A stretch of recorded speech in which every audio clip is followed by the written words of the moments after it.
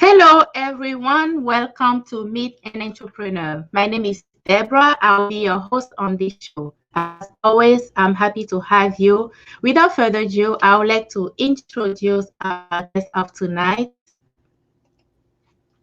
Hello, Hi, how are you? I am doing well, and yourself? I'm fine, thank you. Welcome to Meet an Entrepreneur. Thank you so much for having me. You're welcome. So, if you don't mind, can you tell us who you are?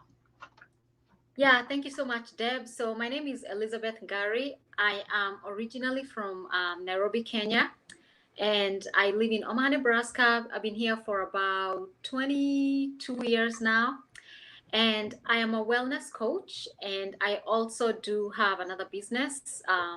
I import African art, and that's a partnership with a good friend of mine. So, and I'm also employed. I do have a full-time job. I work as a healthcare analyst for a health insurance company, and I am single, and I love what I do. Well, thanks for that introduction. So, you are a wellness coach, fitness coach, health and wellness and fitness coach. Correct. So, tell me, how did you get in that field? Well, how I got into the wellness coaching field is that I had gained all this weight and I needed a solution. So I had tried so many little things, everything you can imagine, gone to the gym. I didn't have consistency, so it failed. I did the YouTube diets, but I lacked the motivation. So I would lose the weight and then gain it all back. Then I was on social media, and this friend of mine kept telling me about how weight loss group. But then I was very, very cynical about it because I was like, I've tried everything. So how is this thing on Facebook gonna work? But I figured, having tried other things and nothing had worked, I had nothing to lose. I took a step of faith, joined her group. Right. The first 21 days, I think I lost about 7 pounds. And then I also learned about portion control, how to eat well. My relationship with food changed. And I started seeing results. And so that's when she was like, hey, why don't you be a coach?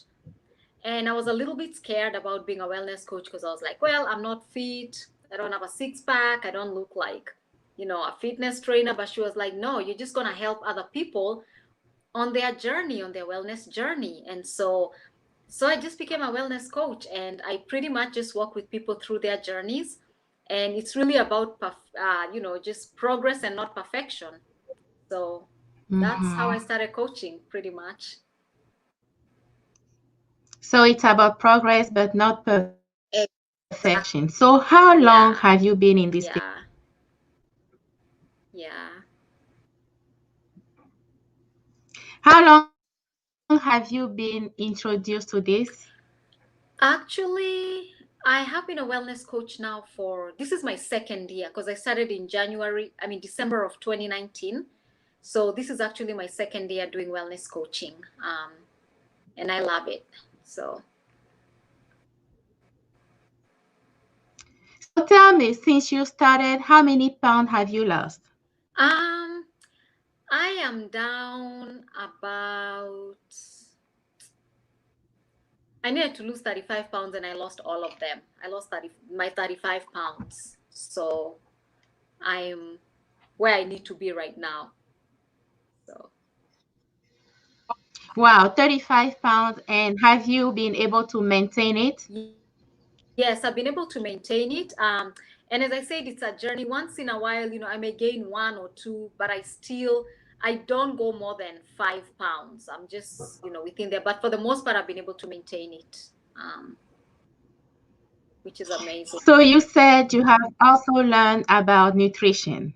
Correct. Correct. Yeah. Can you tell us a little bit about how that applies to you and how you were able to use it to get that result? Yeah. Like for me, food was for comfort. If I was mad about something, frustrated about something, even when I was happy, I just ate. If I was bored, I used to go for food. And it's like I was living to eat, instead of eating to live. So what I learned is that we need to use food to fuel our bodies instead of food being a thing that you just run to when things are not good or when you're bored. So I was those binge eaters. Like during the weekend, I used to have a menu of a lot of French fries, a lot of chicken wings, a lot of junk food, a lot of brownies, and I would just eat that the whole weekend aimlessly. And then, of course, I wouldn't lose the weight, or if I had lost some weight, I would gain it all back with so much on top. And so I Mm-hmm. remember becoming pre-diabetic. My blood pressure was actually on the higher side. And my doctor was like, we Mm-hmm. gotta watch this because you're gonna become hypertensive. And then I was just mad and angry all the times. My hormones were up and down. And I used to get tired so fast. And so that's when I learned that food is supposed to be fuel for your body. And if you use it like that, you're not going to overstuff yourself. Again, our bodies are temples. So we have to take care of them. They are sacred temples. So we have to take care of them. And what you put in your mouth, you should ask yourself, how is this going to help me tomorrow? How is this going to help make me feel tomorrow? And so I learned to just change my relationship with food, and I no longer run to food when I'm angry. Instead, I deal with the problem. And I also do portion control. I was taught portion control, how to eat the right food groups. And I think that's how I learned. And I now I just eat well. I'm not living to eat. Food is no longer, life is not one big feast as it used to be. So So tell me, how is coaching going for you? I see you with Facebook Live, and you have few, people that join you as well. Tell me, how is that business going? it's going pretty well, and I can only thank God for that. God has given me the grace to be able to put myself on social media because I was afraid of being on social media, but I got over that. And I think just sharing my journey with people and being honest about what I'm going through and being consistent and people seeing me as a real person they can relate to, that has helped me, get people to join, not only as people that are losing weight, but I'm also mentoring people that are doing the business also. So I love what I do. I wake up every morning and I love being a wellness coach. I love seeing other people succeed. And that's what fuels me to get out there every day. Because if I can just reach one person and make a difference, then I'll have lived my purpose for that day. And it is a business. There are times that are high and there are times that are low. So what I do is even on the low days, I still love this business enough to come out and do my thing. It doesn't matter if I don't enroll anyone that month. I still come Mm-hmm. out and do my thing because I love it. Yeah. So, Mm-hmm. yeah. So tell me about your other business. You said you bring items, products from Africa. Correct. Yeah. So, I have I was very artistic as a child, but I quit painting and drawing. But I wanted to get back into that world because I still love art and do have an appreciation for art. So what we did is we formed a partnership with a good friend of mine, and we were able to source some stuff from. We get it from Kenya mostly, and we have like soapstone and paintings and all of this beautiful art, and we sell those at craft shows because our market is really art lovers, and we just go around the summer, during the summer and the fall, and sell our stuff, meet other artists. We go for events, to meet people that love art, and we do pretty well. It's seasonal, though. It's mostly summer and fall, and maybe a little bit in the spring, and then in the winter everything shuts down. But it is a good business, Mm-hmm. and yeah, we are doing pretty well with it. So So do you have like a website also? Do you do e-commerce? no, we don't do e-commerce because we like I think we're just being a little bit wanted to go organic with this. I love the energy in the craft shows and all that. So we don't even have a website. We just like meeting with the people. We like people to touch the art and feel it.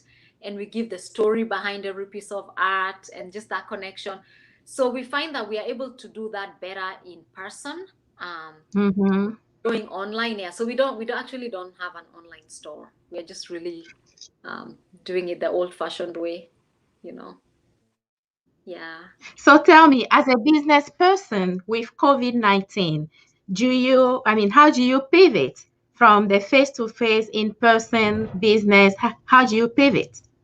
Actually, now when COVID-19 happened, I remember we had scheduled a few shows, but we had to cancel them.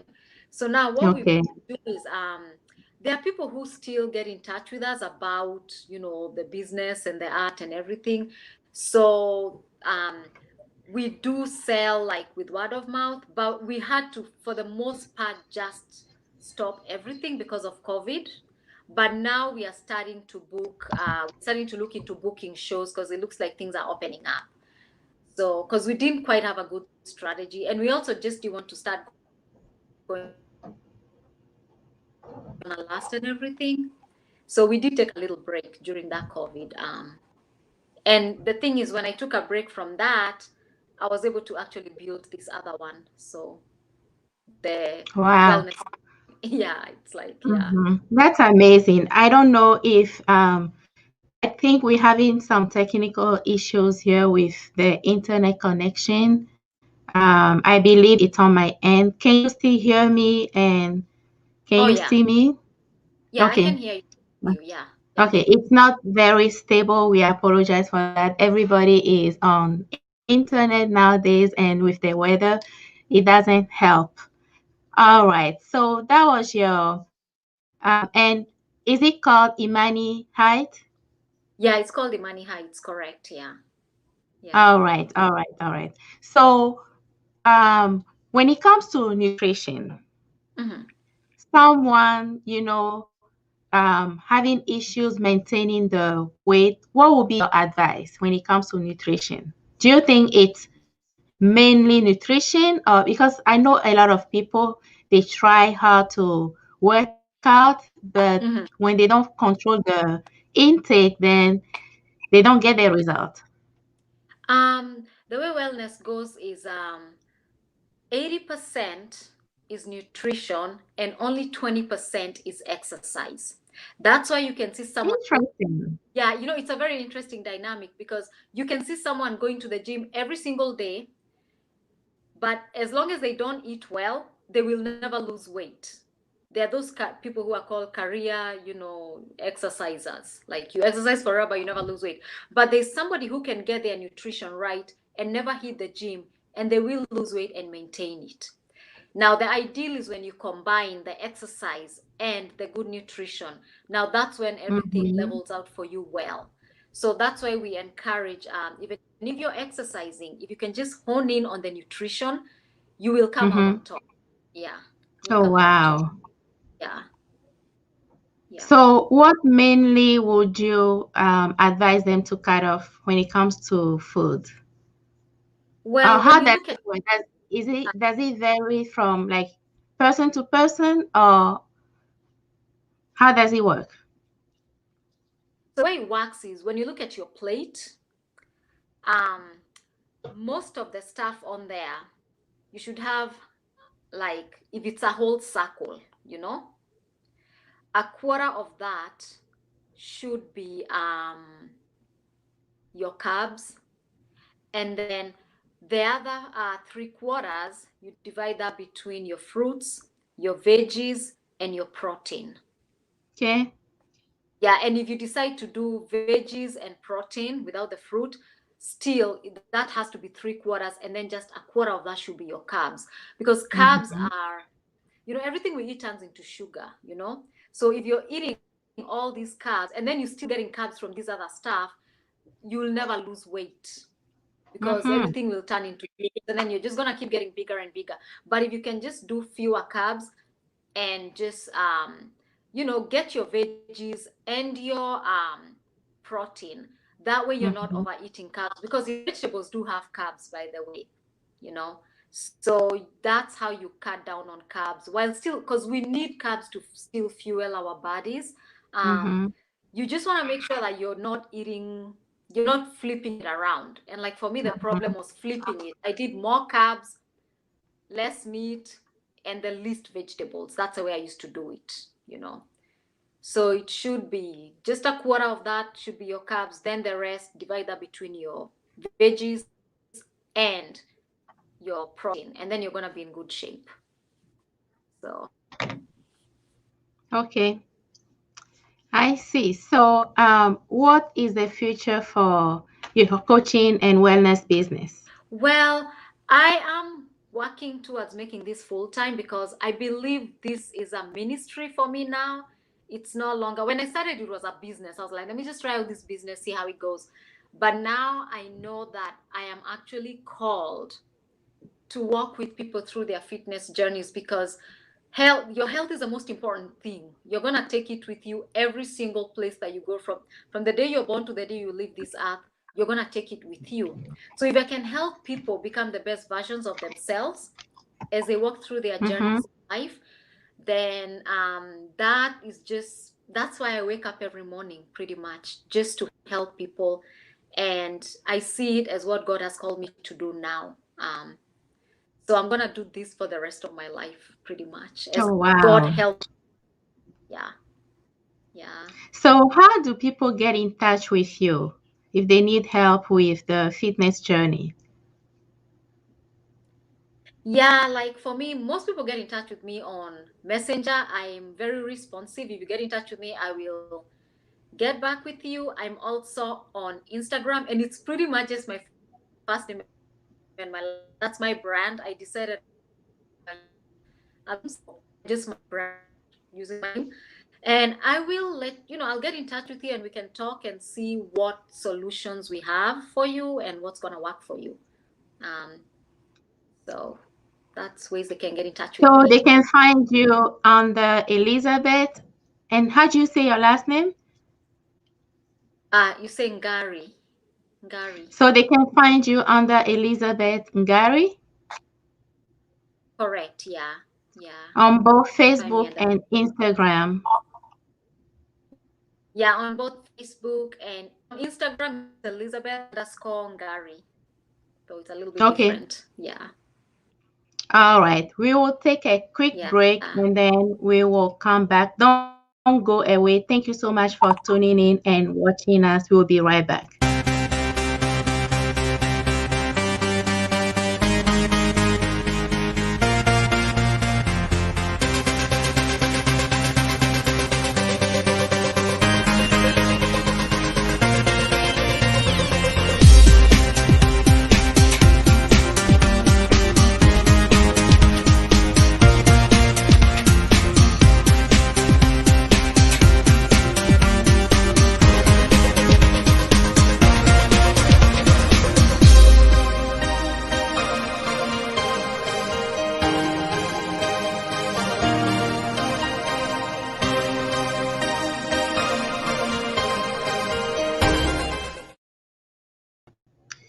Well, thank you so much for watching. Again, we have a special guest today. Her name is Elizabeth Ngari, and she was telling us about her fitness and wellness business.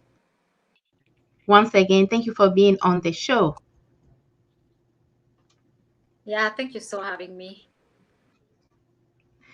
So, do you have any last comment or anything else to add? Well, what I can say is my journey as an entrepreneur has been very interesting because there are highs and lows. And what keeps me going in those days when things aren't very good is I just remember my why. And I'm going to tell everybody out there, just remember why you started your business, why you started your venture, why you started. And this applies even if you're going to school. Just remember why you started. Every time you feel like you want to stall, every time you feel like you up, remember your why. If your why is strong enough, you will keep moving.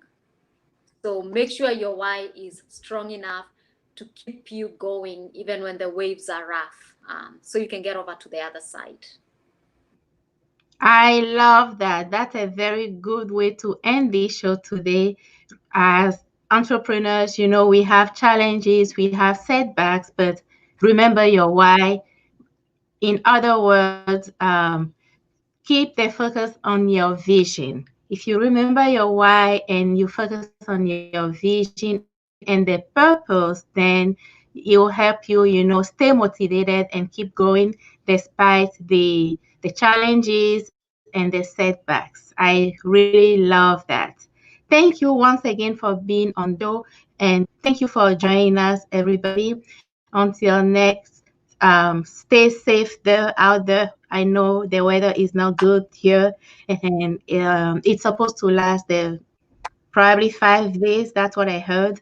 So stay safe, and until next, have a very good weekend. Bye bye.